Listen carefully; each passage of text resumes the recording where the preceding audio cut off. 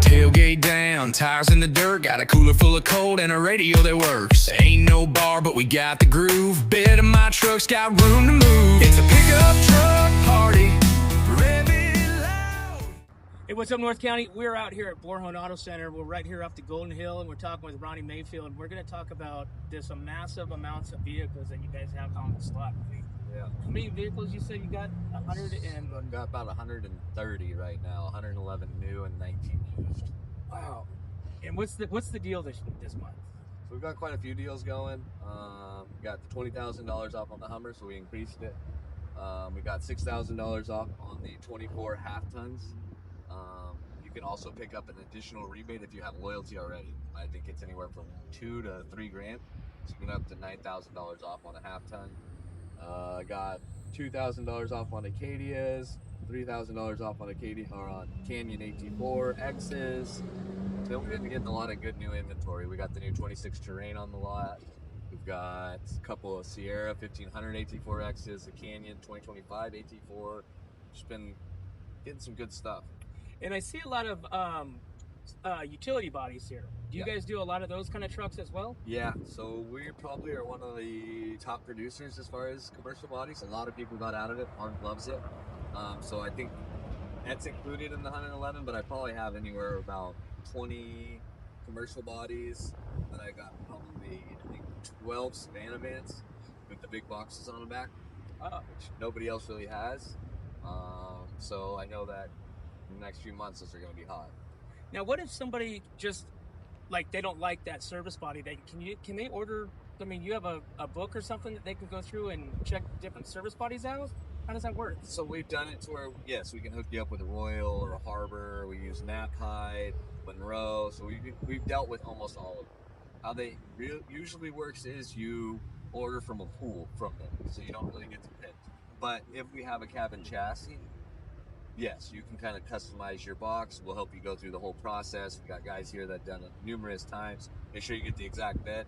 Take a little bit longer, but take that truck over with the cabin chassis over to the bed company and get the one you want on it. Gotcha. And I don't want to overstep here, but I would consider you guys a truck country lot, right? Everything Mark goes into and does for the county and everything, we are a truck owner. That's kind of our bread and butter. A lot of heavy duties, a lot of 1 tons, 3/4 tons, contractors, bodies. That's kind of where we hang out. That's our niche. And then what do you have for the moms? You guys have some, you have some U's, right? Absolutely. Well, right now we've got a few Yukon XLs. We obviously have plenty of Acadias, which are really nice as well. They just redid the Acadia 2024, the end of it. So, I mean, changed the leg space, made it really nice. Did a bunch of stuff interior-wise to make it even nicer. And then we obviously are getting our Yukons every once in a while. Yukons are just really hard to come by. So I saw a couple of the Denali's. You have a couple, at least one Denali, kind of a used, right? Pickup truck? Oh yeah, the used pickup trucks I have probably 3 or 4 used. I think I have used half-ton Denali. I've got a 3/4 ton Denali used. So yeah, we've got a few of those as well. Because it almost seemed like for, a few years, they kind of started backing off, not saying here, but globally, kind of started backing off and away from the trucks and kind of pushing more of the beat-the cars and, the better economy gas, but these trucks, they get pretty dang good gas mileage, right? Not too bad. If you go to a diesel, obviously, it's going to do a lot better. Like a half-ton diesel, Mark drives one, I think he gets like 26 miles per gallon. So it's obviously going to be based on how you drive it, where you drive it. But as far as heavy duties, I'd say it's not bad, because the great part is if you hook a trailer up behind it, it's going to get the same mileage as if you're not. So especially once it gets broken in. I mean, my dad has one with almost 500,000 miles on it since 2003, I think.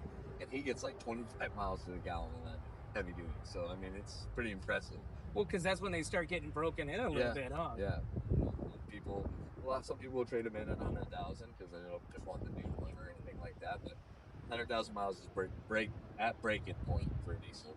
So when people come in, when they're looking at the trucks, are they more looking for a diesel? They looking for, are they looking for a style, like a comfort? So it's kind of a mix of both.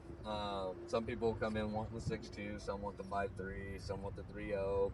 Usually in the heavy duties, it's typically they want the Duramax, the 660 Duramax, because that's just the tried motor.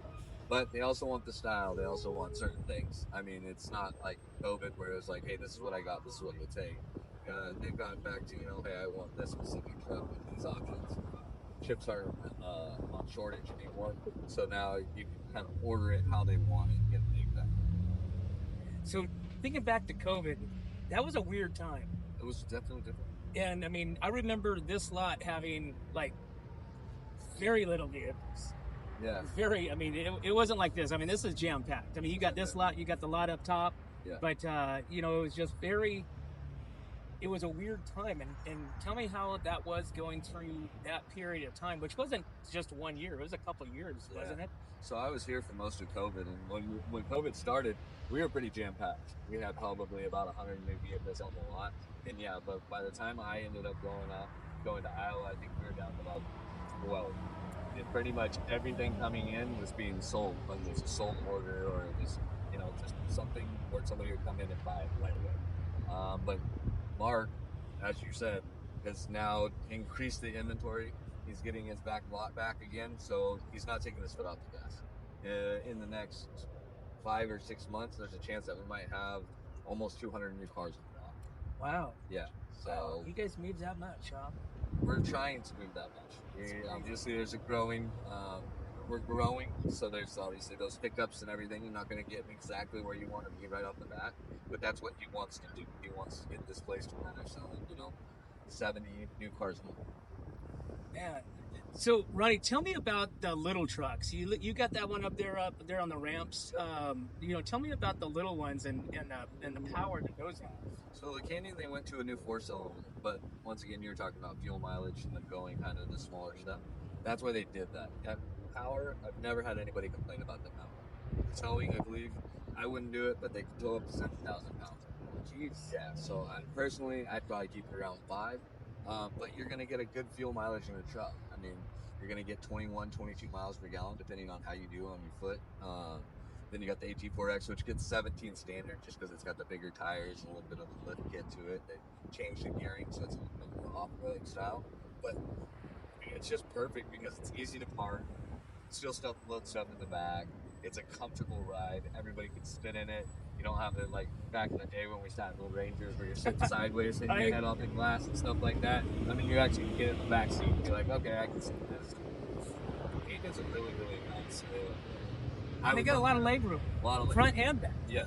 Yeah. So yeah, I mean, you could fit your whole family of grown kids. Go on the trip and have no problem with all your stuff. That's amazing. And so the other highlight right now, you guys have the Hummers with $20,000 off, right? How many Hummers you guys have in stock right now? Got 3 left. Okay. 3 left. So we got 3 Hummers left, 1 truck, 2 SUVs, all Omegas. So I mean, if you're looking for like you want the Mac Daddy of Hummers, that's what we have. Now, what does that mean? Omegas. What's the difference? Pretty much every option with the dash. The grab walk, your do love the the freedom zone, freedom mode or whatever. Freedom it is. mode. Yeah. I still haven't messed with it. I know I keep saying I'm going to. It's but pretty I'm wicked, staying man. away from it. So yeah, just like the completely adaptive suspension where you can change the ride height. It's got everything you can possibly want in a Hummer. And those are, I mean, you get into that, it's like getting into a spaceship. Yeah, it is. I mean, it's got these wicked screens. It's like a whole TV on your dash. And it's, I've only gotten to move them a little bit, but they're fun to drive. Like, I got it in, I'm like, man, I would actually not mind having one of these. It would work for me. I live right up the street here, so driving back and forth, I could have a charge for multiple days before I would have to charge it. Got the charging stations right across the street, everywhere nowadays, it seems like. So, it's just a nice ride. You feel like it would be equivalent to driving a heavy-duty truck, but in something that's a little bit smaller. It just feels big, like you're to the ground and everything like that. So they're really, really cool.